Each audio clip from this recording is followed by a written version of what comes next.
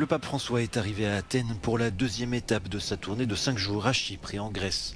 Un voyage axé sur le renforcement des liens entre le Vatican et l'Église orthodoxe grecque. Le changement climatique et la situation critique des demandeurs d'asile aux frontières de l'Europe sont également des sujets sur lesquels il a particulièrement insisté face au Premier ministre et à la présidente grecque.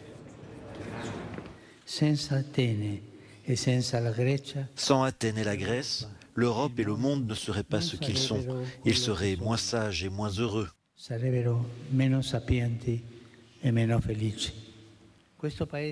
pays accueillant a vu arriver sur certaines de ces îles un certain nombre de frères et sœurs migrants, en plus grand nombre que les habitants eux-mêmes, augmentant les désagréments induits par la crise économique.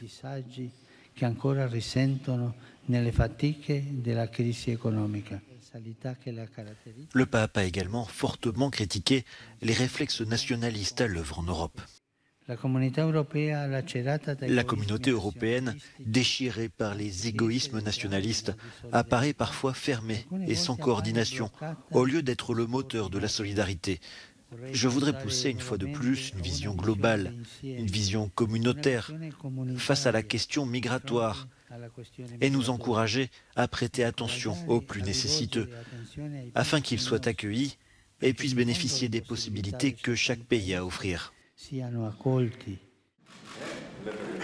Dimanche, le pape se rendra pour la deuxième fois depuis 2016 sur l'île grecque de Lesbos, où environ 2000 migrants attendent aux portes de l'Europe.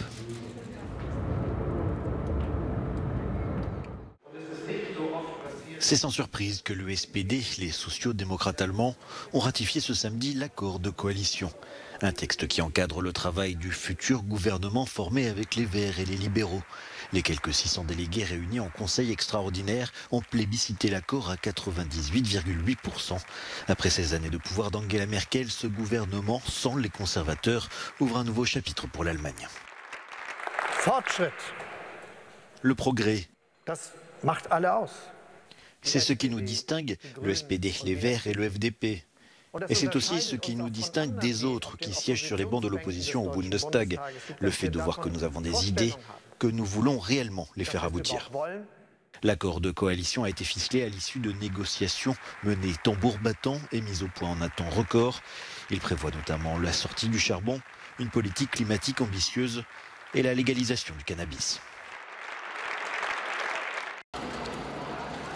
Depuis une semaine, la Belgique enregistre en moyenne 17 800 contaminations quotidiennes au Covid-19. Dans ce pays de 11 millions d'habitants, les hôpitaux sont surchargés. Afin de limiter la propagation du virus, les écoles vont fermer avec une semaine d'avance pour les fêtes de Noël. Comme en Irlande, les rassemblements dans les foyers vont être limités à un certain nombre de personnes. Les marchés de Noël sont maintenus, mais seulement accessibles aux détenteurs du pass sanitaire. Enfin, les bars et les restaurants doivent fermer à 23 h. Nous constatons que le taux d'infection est très élevé. Mais en même temps, le nombre de décès dans notre pays est beaucoup plus faible que dans les pays qui signalent également un niveau important d'infection. Et ce, pour une seule raison, le niveau de vaccination dans notre pays est particulièrement élevé. Je veux remercier encore une fois les 8 millions de personnes qui ont été vaccinées dans notre pays, pour l'avoir fait pour elles, mais surtout par solidarité. Contacté par Euronews, le virologue Mark Van Ranst indique que pour le moment, les effets du variant Omicron sur les personnes vaccinées en Afrique du Sud ne sont pas préoccupants. Il rappelle que l'aération des pièces et la vaccination demeurent cruciaux. Si vous n'êtes pas vacciné et que vous ne vivez pas dans une grotte, il y a une certitude, vous aurez la maladie.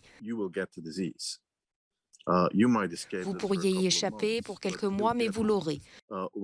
Quand ce variant Omicron s'installera vraiment ici en Europe, il deviendra presque inévitable de l'attraper. Lorsque vous êtes vacciné, les symptômes semblent très légers et j'espère que cela restera ainsi. Le problème est que nous n'en sommes pas encore sûrs. Cela pourrait vraiment aider, mais si vous n'êtes pas vacciné, je n'ai qu'un seul message à vous transmettre. Faites-vous vacciner.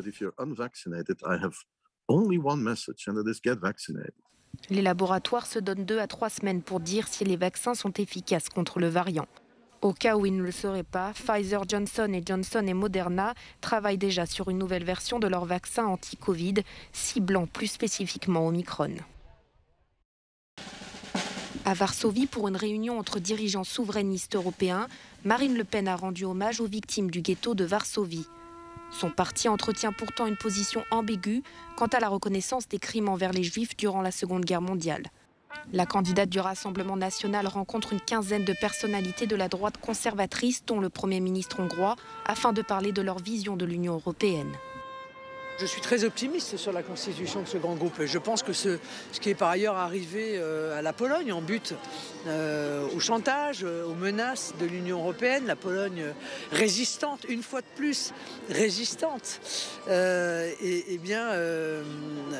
peut-être contribue à faire prendre conscience à tout le monde qu'il n'y a que dans l'Union que nous réussirons à faire plier l'Union européenne dans ce qu'elle a de plus nocif. Suite à l'annonce de la candidature d'Éric Zemmour à l'élection présidentielle française, certains évoquent la volonté de la dirigeante du Rassemblement national d'asseoir sa légitimité au sein de l'extrême droite internationale. Activement recherchés, les parents de l'auteur de la fusillade dans le Michigan ont été arrêtés. Les Crumblies sont accusés d'homicide involontaire pour avoir laissé leur fils utiliser une arme qu'ils avaient achetée.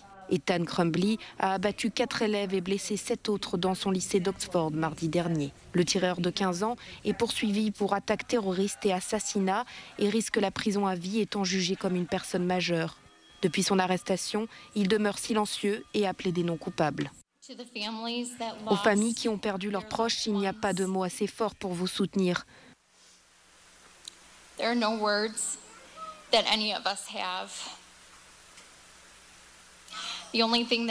La seule chose que je peux dire est que nous, en tant que communauté, sommes là pour vous aider. Et que chaque fois que vous aurez besoin de nous, nous nous rassemblerons. Nous continuerons à prier pour votre guérison. Aux États-Unis, le droit de posséder une arme est garanti par la Constitution. Il est extrêmement rare de poursuivre les proches d'un assaillant. Le retour des talibans au pouvoir suscite des inquiétudes quant au système éducatif afghan. Beaucoup de jeunes, comme ces étudiants, ont vu leur avenir compromis par l'arrivée du régime fondamentaliste islamiste en août et la guerre. Mais une autre difficulté les guette. Avec l'approche de l'hiver, le pays est menacé par une famine qui pourrait atteindre des millions de personnes. Les températures devraient descendre jusqu'à moins 25 degrés et de nombreuses familles déplacées n'ont pas d'abri approprié, ce qui est une condition essentielle pour survivre au froid glacial en Afghanistan. La crise humanitaire s'aggrave chaque jour et la faim dans le pays a atteint des niveaux sans précédent. Près de 23 millions de personnes, soit 55% de la population, sont confrontées à des niveaux extrêmes de faim. Et près de 9 millions d'entre elles sont menacées de famine. À travers le pays, nombreux sont ceux qui ont dû changer de métier pour survivre à la crise économique. À Kandahar, dans le sud, certains jeunes Afghans se sont reconvertis en tant que cultivateurs de pavots à opium. Au début, je venais le matin pour gagner un peu d'argent pour mes parents. J'allais à l'école la moitié de la journée, je préparais l'examen d'entrée l'autre moitié de la journée jusqu'au soir. Mais maintenant, je dois bien plus cultiver l'opium. Depuis 2001, les talibans disent vouloir mettre fin à la culture du pavot. Cette interdiction vise à briser leur isolement international. Mais elle se fait attendre alors que le pays est le premier producteur mondial d'opium. C'est la fin d'une histoire digne d'un scénario hollywoodien qui a commencé à Chamonix il y a plus de 50 ans. Le 24 janvier 1966, un avion s'écrase sur le glacier des Bossons. La tragédie fait 117 morts. Parmi les débris, un trésor retrouvé en 2013 par un alpiniste anonyme. C'était une boîte à l'intérieur de laquelle il a découvert tout ce que nous allons ouvrir, sachant que tout était dans des sachets. Il a même pensé à un moment donné avoir affaire à des pansements. Bien que de nombreuses personnes aient prétendu être les propriétaires légitimes du trésor, l'alpiniste anonyme a décidé de le remettre aux autorités qui le conservent depuis 8 ans. Après cette période, selon la loi, la moitié du trésor lui reviendra, soit près de 75 000 €. Nous avons simplement séparé le trésor en 2 quantités strictement identiques. L'autre moitié va revenir à la ville de Chamonix. De son côté, le mystérieux alpiniste a du mal à y croire. À la longue, je n'y croyais plus trop, vraiment. Et là, ça y est, enfin, ça se concrétise. Je mettrai l'argent sur un compte et tout, je ne veux pas faire d'excès. Les désormais célèbres pierres seront exposées à partir du milieu du mois de décembre dans un musée de la ville. De quoi attirer les amateurs de trésors et de bonnes histoires.